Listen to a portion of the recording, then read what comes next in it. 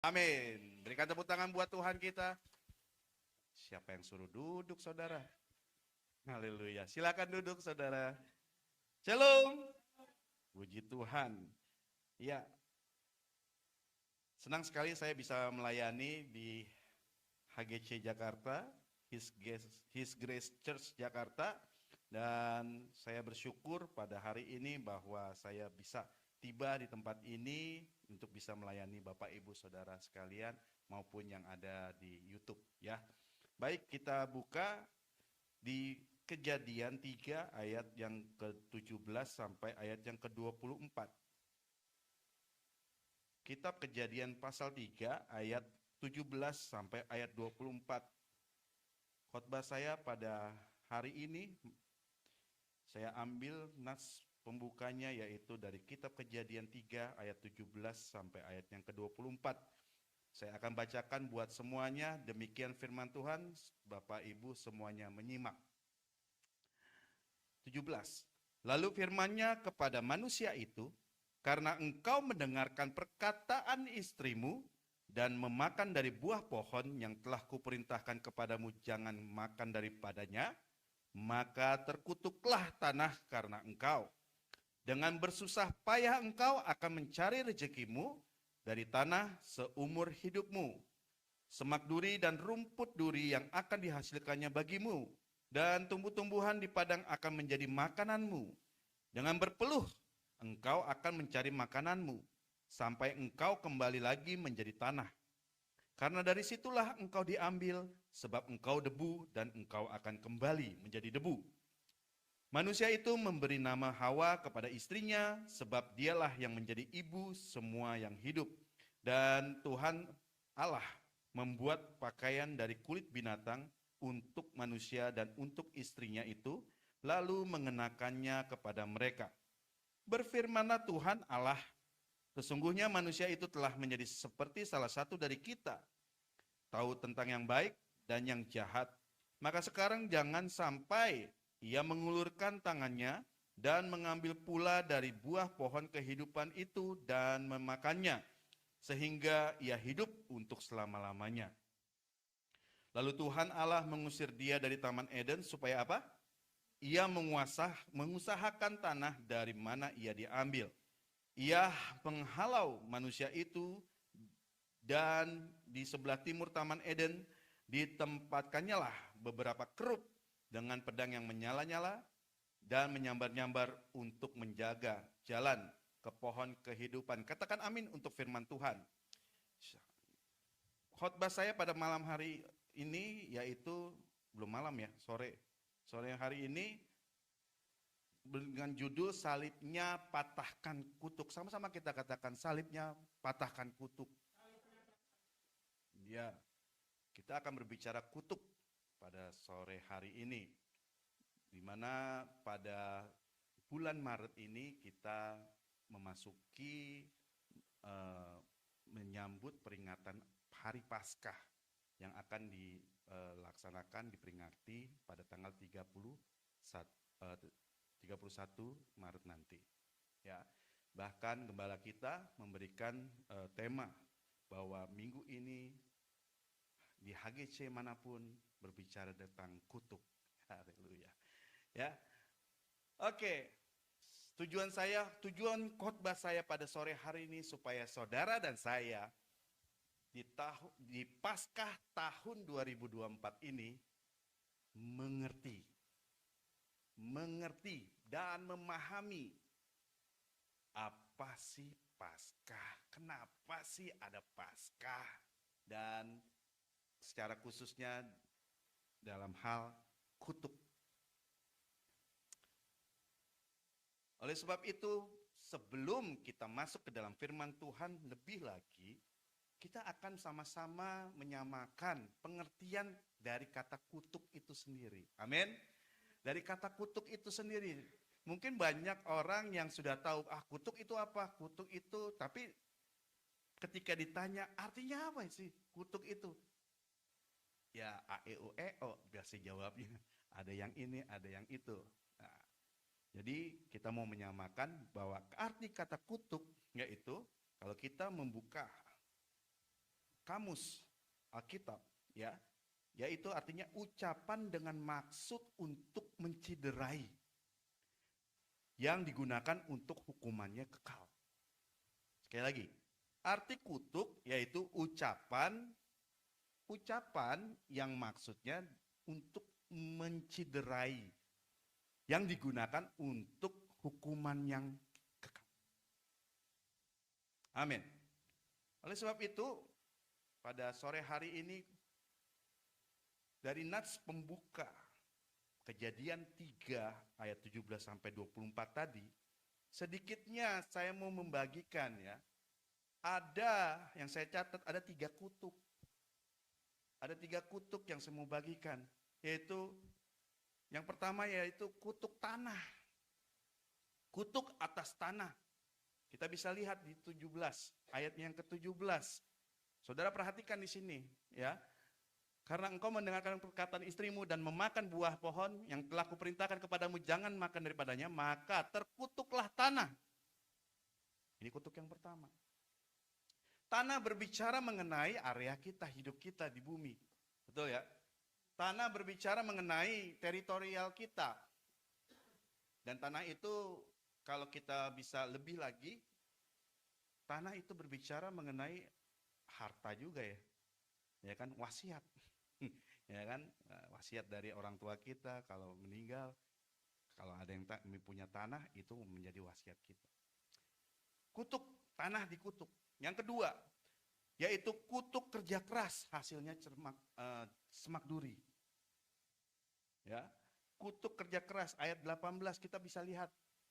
Semak duri dan rumput duri yang akan dihasilkannya bagimu. Ini berbicara kita bekerja keras, hasilnya nol. Mau kita kerja dari pagi sampai malam, kita udah nungguin buka toko, ya kan? Dari pagi sampai malam, bulan pertama, bulan kedua, tahun pertama, tahun kedua, udah capek-capek, udah habis modal, hasilnya nol.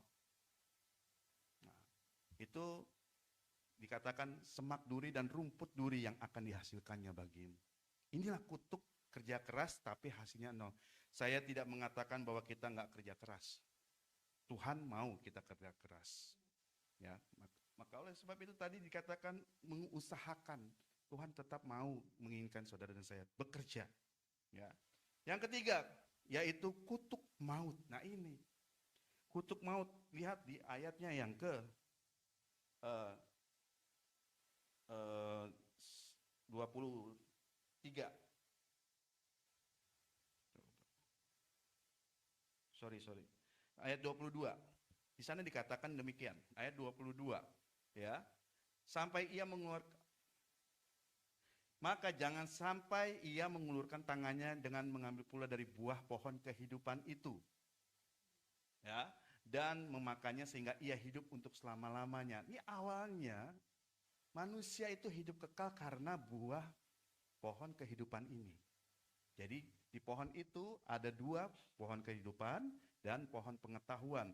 Pohon kehidupan itulah yang membuat manusia bisa hidup kekal. Tetapi ketika dia memakan pohon pengetahuan, Tuhan ngeblok akses jalan ke pohon kehidupan. Sehingga supaya manusia itu jangan pernah hidup selama-lamanya. Jangan sampai hidup kekal dengan dosanya.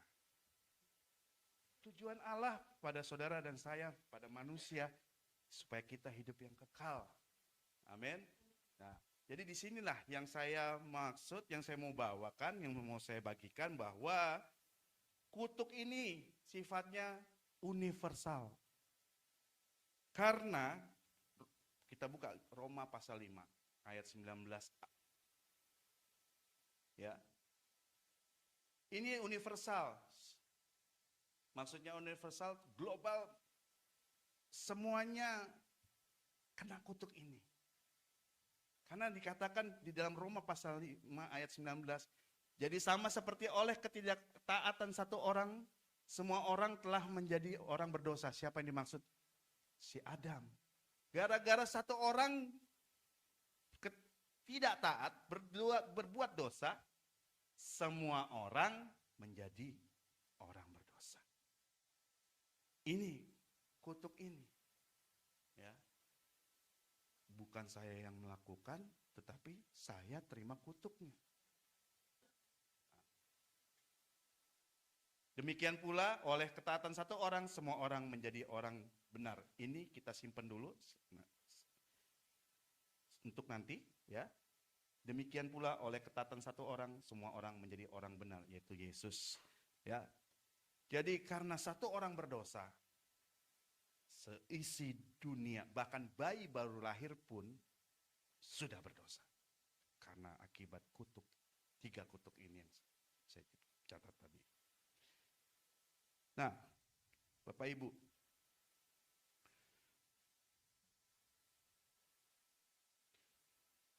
oleh sebab itulah Allah memiliki hukum untuk manusia, untuk saudara dan saya. Hukum Allah yang sedang sejak dunia dijadikan. Allah memiliki hukum, setiap hukum itu adalah untuk kutuk-kutuk ini bisa, dosa-dosa semuanya ini bisa diampuni hanya melalui korban darah. Bapak Ibu, inilah hukum Allah. Ya. Sebab Ibrani pasal 9 ayat 22. Ibrani pasal 9 ayat 22.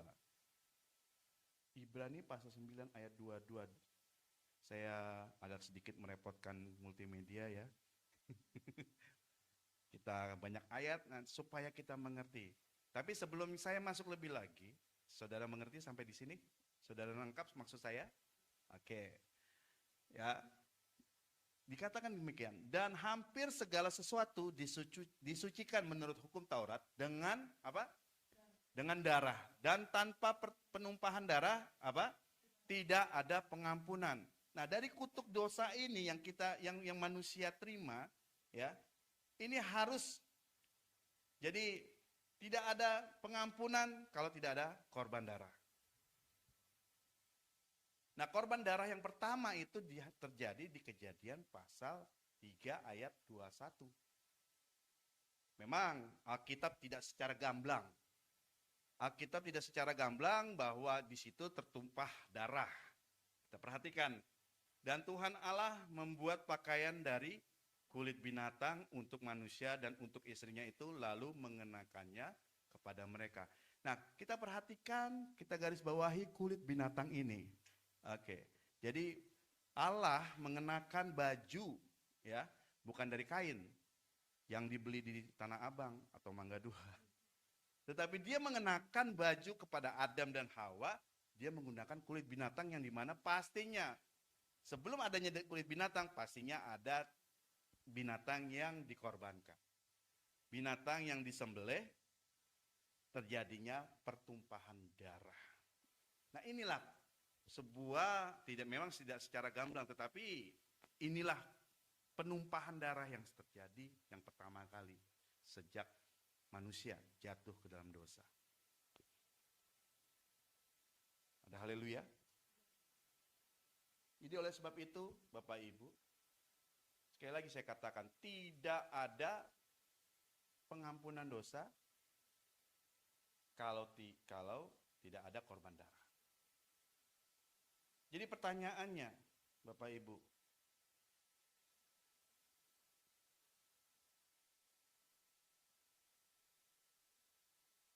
mengapa Yesus harus disalibkan?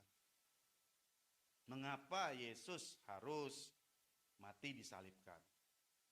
Jadi ada kutuk ini ada jalan keluarnya. Makanya kita ini sekarang hidup di zaman era perjanjian baru, ya. Oleh sebab itulah hukum Allah yang seperti ini sudah ada sejak Adam jatuh dalam dosa. Ini hukumnya, caranya Allah. Dan apalagi caranya Allah?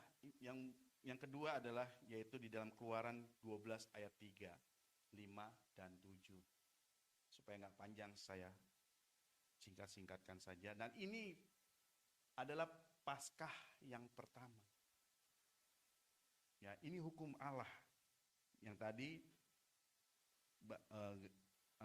kejadian yang pertama itu Adam dikenakan kulit binatang, pakai kulit binatang. Ini hukum Allah yang Allah terapkan, yaitu katakanlah kepada segenap jemaah Israel pada tanggal 10 bulan ini diambillah oleh masing-masing seekor apa? Anak domba.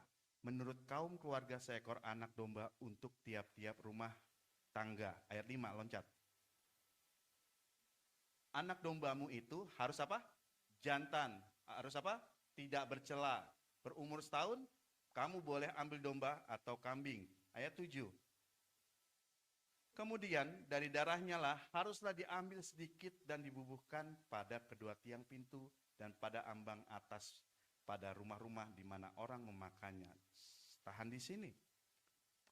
Ini adalah Paskah pertama pada waktu di negeri Mesir. Ketika pada satu waktu ini, pada saat itu terjadi di mana satu malam semua anak sulung mati. Yaitu dari orang-orang bangsa Mesir. Ya. Bagaimana caranya? Allah memberitahukan untuk bangsa Israel untuk dibubuhkan tiang yang ada tanda korban darah, itu Allah lewati. Karena apa pada waktu itu? Kalau saya boleh ceritakan, Firaun menahan bangsa Israel supaya bisa keluar dari Mesir. Firaun tidak bolehkan, dan Allah membuat kejadian ini. Sehingga setiap ada darah di kedua pintu dan ambang atas, Allah melihat dan Allah melewatinya. Nah, pertanyaannya adalah, cukup dong, kan darah. Ini ada korban darah. Syaratnya ada korban darah toh. Tapi kenapa mesti Yesus? Betul ya? Korban darah, kita ingat tadi yang Kejadian 3:21 bahwa kulit binatang dikenakan, korban darah binatang itu hanya mampu sampai menutupi dosa kita. Dia tidak bisa mengampuni, menghapus secara total. Tidak bisa menebus dosa saudara dan saya.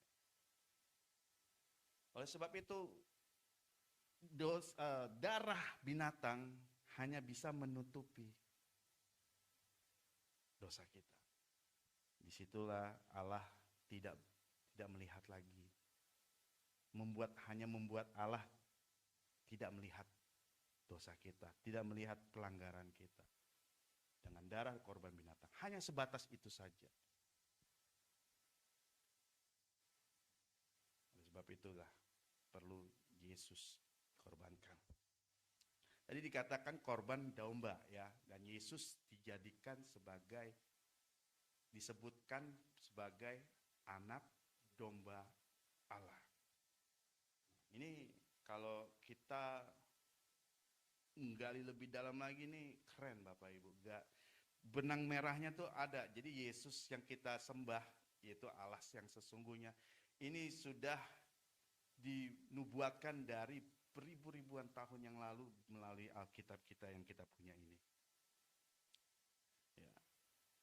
Jadi Paskah pertama ini, ya. Mengapa Yesus?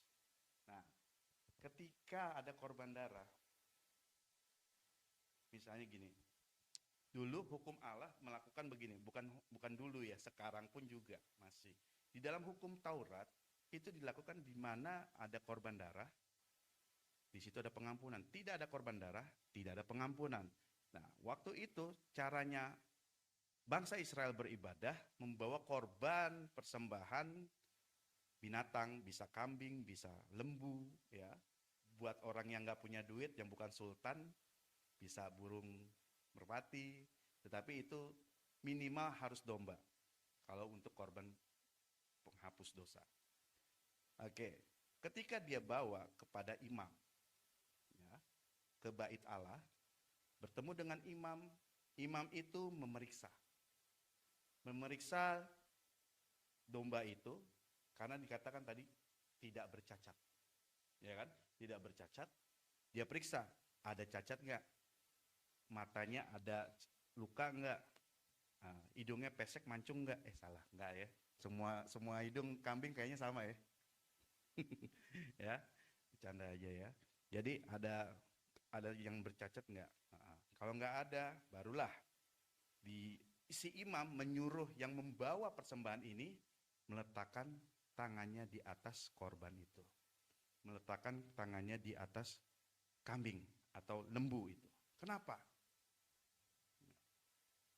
Mengapa demikian? Karena ketika dia yang membawa korban tersebut, ketika dia meletakkan tangannya, terjadinya pertukaran, transfer. Nah, pertukaran antara si yang bercacat dengan yang tidak bercacat. Kita manusia yang bercacat celah, yaitu dosa pelanggaran, ini bertukar dengan ketidakcacatan binatang ini. Jadi dosa kita ditransfer kepada korban persembahan ini, sehingga yang tidak bercacat transfer ke kita. Terjadinya pertukaran. Seperti itu. Ya, jadi ini hukumnya Allah. Terjadinya pertukaran. Nah, sekali lagi kita kembali lagi, kenapa mesti Yesus? Cukup dong binatang. Ya, dari sejak zaman hukum Taurat, sejak zamannya Musa, itu sudah cukup dilakukan. Sekali lagi saya katakan, darah binatang hanya bisa menutupi dosa kita, dosanya masih ada. Oleh sebab itu, ketika dia menyembah, mempersembahkan korban, Allah tidak melihat lagi dosanya. Dosanya itu tidak dilihat lagi, tidak diperhitungkan oleh Allah lagi, tetapi dosanya tetap terikat, melekat kepada manusia. Dengan kata lain, kutuknya juga masih ada. Kutuk mautnya masih ada. Amin. Saudara nangkep sampai di sini ya? Mudah-mudahan nangkep ya. Amin. Ya. Oke. Jadi sekarang kalau saya tanya, apakah bangsa Israel tetap melakukan ini? Korban persembahan.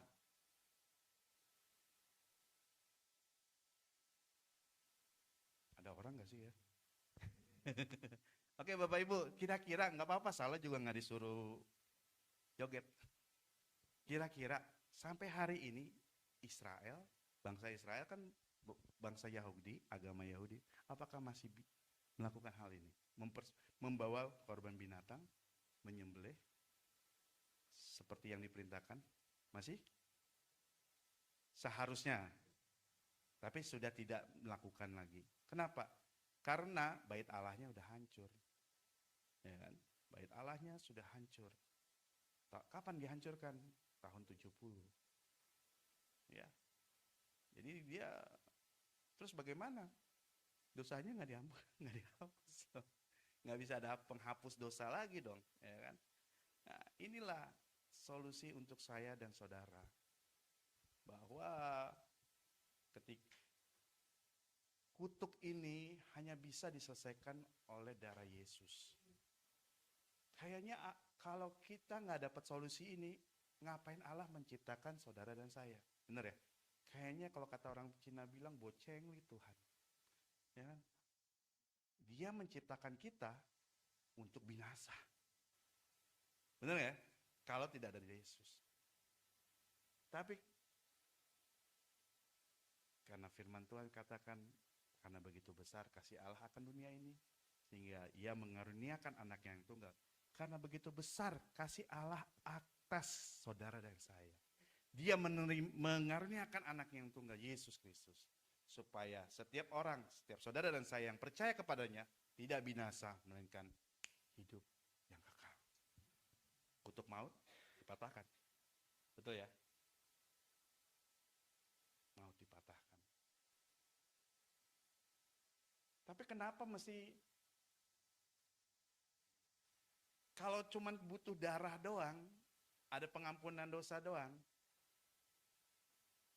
itu tidak cukup. Kutuk masih ada. Benar ya? Maka itu oleh sebab itulah dia harus digantung di atas kayu salib. Galatia 13, Galatia 3 ayat 13. Kalau cuman butuh darahnya doang, selesai. Nggak usah sampai di kayu salib. Kristus telah menebus kita dari kutuk hukum Taurat dengan jalan menjadi kutuk karena kita. Sebab ada tertulis, terkutuklah orang yang digantung pada kayu salib. Dia menanggung kutuk saudara dan saya. Dia menanggung seluruh kutuk itu tadi. Dia sudah menanggungnya. Kalau hanya membutuhkan darah saja untuk menghapus, menebus kita, dia tidak perlu digantung di atas kayu salib. Tapi masalahnya ada kutuk ini. Dia digantung, dia harus disalib, gantung di atas kayu salib. Bapak Ibu. Untuk itulah ketika kita kutuk yang seharusnya ada di kita, dia tanggung. Dia menjadi terkutuk oleh karena kutuk yang harusnya kita punya. Inilah hukum Allah, hukum Taurat, hukum Allah. Ada haleluya. Oleh sebab itu Bapak Ibu, ketika kita menerima Yesus, kita percaya kepada Yesus, Paskah tahun ini, mungkin dan bukan mungkin lagi, saya yakin Bapak Ibu tentang kebenaran firman Tuhan ini sering setiap Paskah berulang-ulang mendengar, diberitakan oleh hamba-hamba Tuhan, pastinya. Tetapi yang saya mau, bahwa kita harus benar-benar memiliki pemahaman yang benar sesuai dengan kebenarannya. Ya, kenapa Yesus harus disalibkan, kita harus tahu. Kenapa sih Yesus harus mati? Kalau cuma butuh darahnya, nggak perlu disalibkan. Dia cukup dicambuk saja, kan darah mengalir. Kenapa harus disalibkan? Karena kutuk kita ini. Kutuk kita ini harus dipatahkan. Sehingga dia katakan, sudah selesai. Tetelestai. Yesus mengatakan. Nah, ketika dia sudah ini, barulah perjanjian yang baru kita terima. Amin. Amin.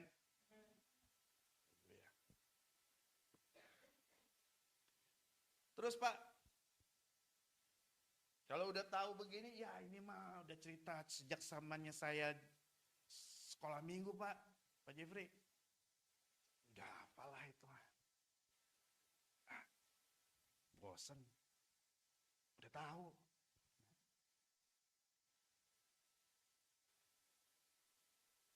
Saya hanya mau mengajak Bapak Ibu semuanya untuk meresponi tahun ini.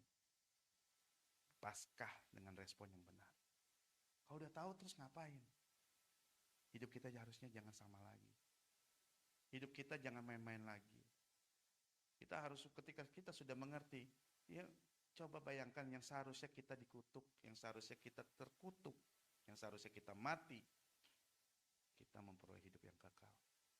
Roma 5 pasal 1. Roma 5 ayat 1 maksud saya.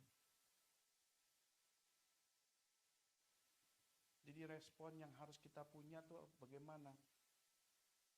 Sebab itu kita yang dibenarkan karena iman kita hidup dalam damai sejahtera dengan Allah oleh karena Tuhan kita Yesus Kristus.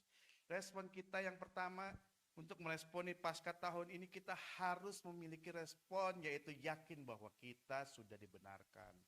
Stop, jangan ada lagi saya adalah orang yang berdosa, saya masih berdosa. Kadang tanpa kita sadari kita berdoa begini, Tuhan Yesus dengarkan aku orang yang berdosa ini. Ya kan? Tanpa kita sadari kayaknya ada gitu kan. Aku telah berdosa, ampuni aku. Ya kan? Hei, mana ada firman Tuhan doa orang yang berdosa besar kuasanya. Betul ya? Yang ada doa orang benar, besar kuasanya. Ya, di sana dikatakan sebab itu kita yang dibenarkan karena iman. Karena iman kita menerima Yesus sebagai Tuhan dan Juru Selamat, kita dibenarkan. Hanya sesimpel itu saja. Kita nggak perlu lagi kita menyucikan diri, kita mandi kembang 7 rupa. Hanya memiliki iman kepada Yesus sebagai Tuhan dan Juru Selamat, kita dibenarkan. Kita tidak perlu lagi melakukan yang lain-lain. Melakukan hal-hal yang sifatnya agamawi. Cukup menerima Yesus sebagai Tuhan dan Juru Selamat. Kuasa darahnya memberikan kita tanda bahwa kita orang yang sudah diselamatkan. Oleh sebab itulah kita setiap kali kita ibadah di tempat ini, kita menerima darah Yesus, tubuh dan darah.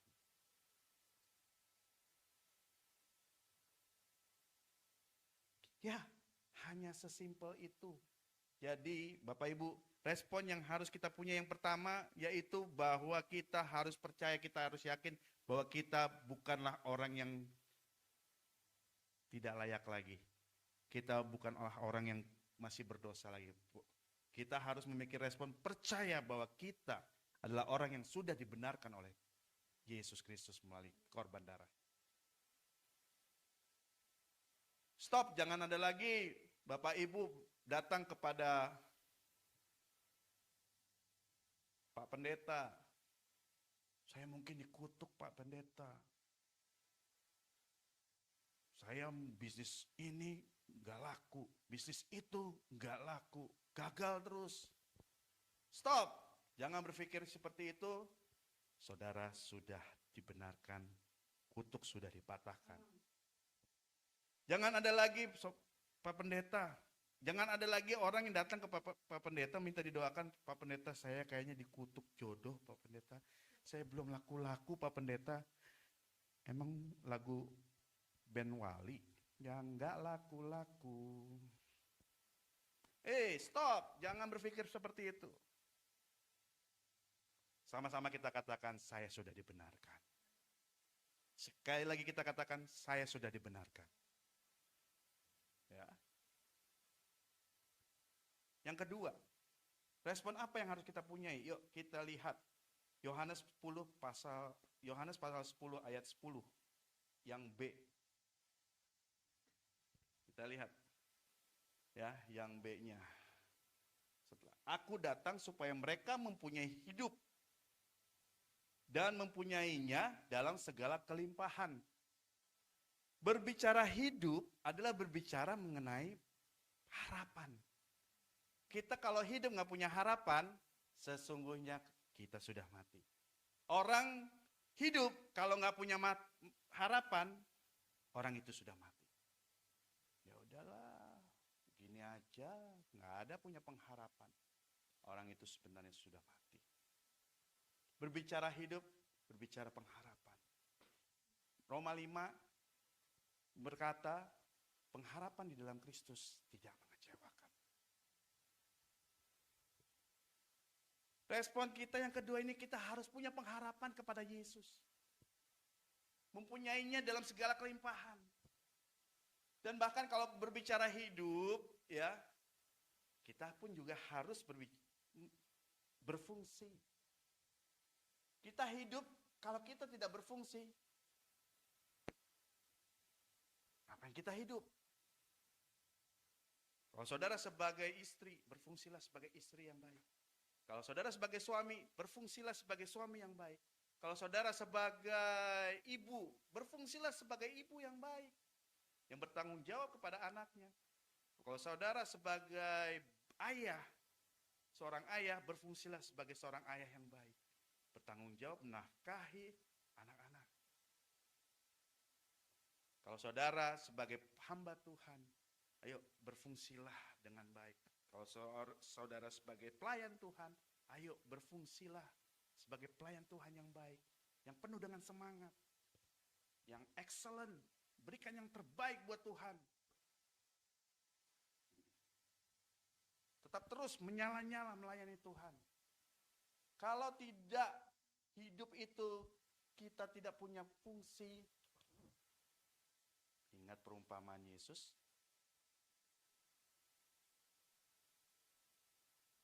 Kalau saudara perumpamaan talenta. Perumpamaan talenta ini berbicara mengenai orang-orang yang fungsinya, berbicara mengenai fungsi mereka. Ada satu orang yang memiliki satu talenta, dia tidak apa-apakan itu talenta yang dia berikan, yang diterima, dia simpan, dia tidak kerjakan.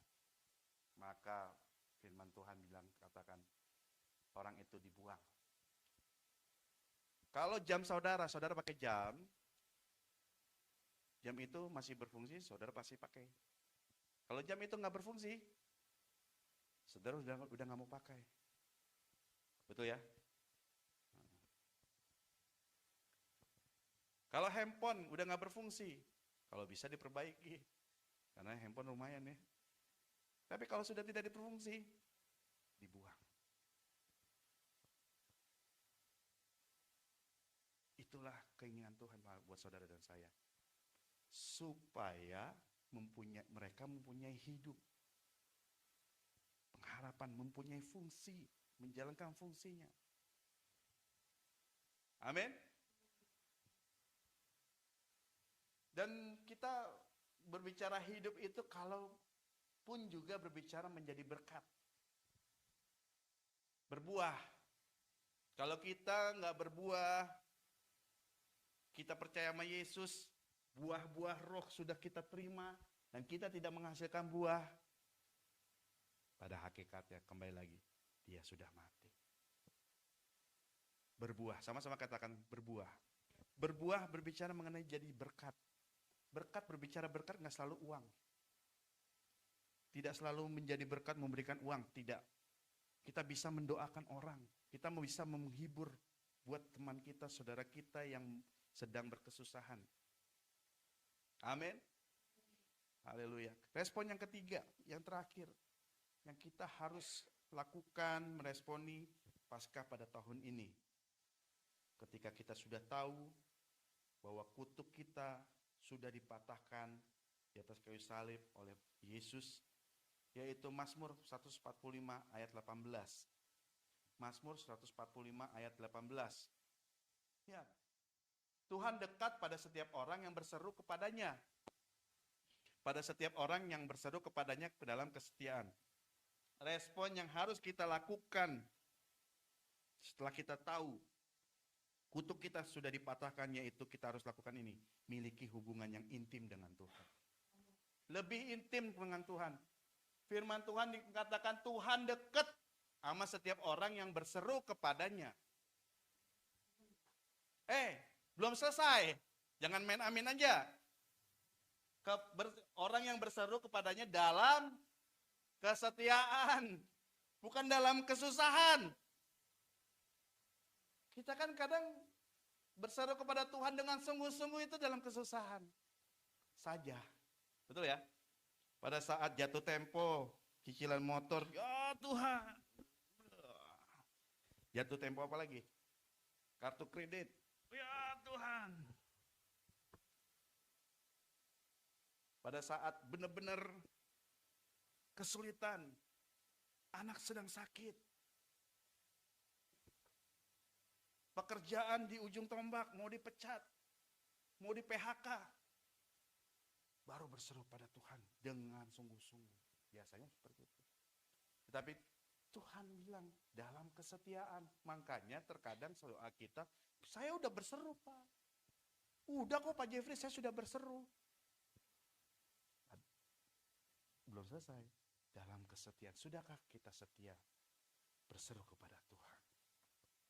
Memuji, memuliakan Tuhan dengan setia. Mau susah, mau senang, berseru kepada Tuhan. Saya sebagai contoh, ya, saya punya anak masih umur 4 tahun, ya, namanya Zoe. Nah, kalau hamba Tuhan namanya ke ini ya, ke Yunanian, Zoe, artinya hidup. Ya. Oke, setiap kali saya pulang kantor, Saya masih bekerja, saya belum full timer. Setiap kali saya pulang kantor, anak saya ini berseru kepada saya, "Papa pulang." Benar? Bapak, saya tanya, anak Bapak pulang kantor, pulang kerja, capek sih ya dari kerjaan. Ketika anak nyamperin begitu, menyambut kita, berseru, hati Bapak gimana? Berbunga-bunga. Betul ya? Inilah gambarannya seperti ini contohnya ya. Tuhan dekat pada setiap orang yang berseru kepadanya. Bapak, yuk tahun ini kalau kita udah tahu arti pemahaman Paskah penebusan Tuhan melalui kayu salib, lakukan ini. Kita buat hati Bapa di sorga berbunga-bunga. Sehingga saya percaya saudara tidak lagi hidup seperti sama dengan tahun-tahun sebelumnya. Amin. Ya, kita harus berubah. Kita harus tidak sama lagi dengan yang lama, dengan yang tahun-tahun sebelumnya. Jangan menjadi orang Kristen, menjadi pengikut Yesus yang biasa-biasa. Saya percaya HGC Jakarta semuanya diberkati Tuhan ketika saudara memiliki respon ini. Hei, kuncinya cuma respon dari kita. Keselamatan sama. Setiap hamba Tuhan yang berdiri di sini menyampaikan kebenaran firman Tuhan, kalau saudara tidak responi dengan baik dan benar, sama saja. Kuncinya adalah respon kita. Amin. Amin. Berikan tepuk tangan buat Tuhan kita.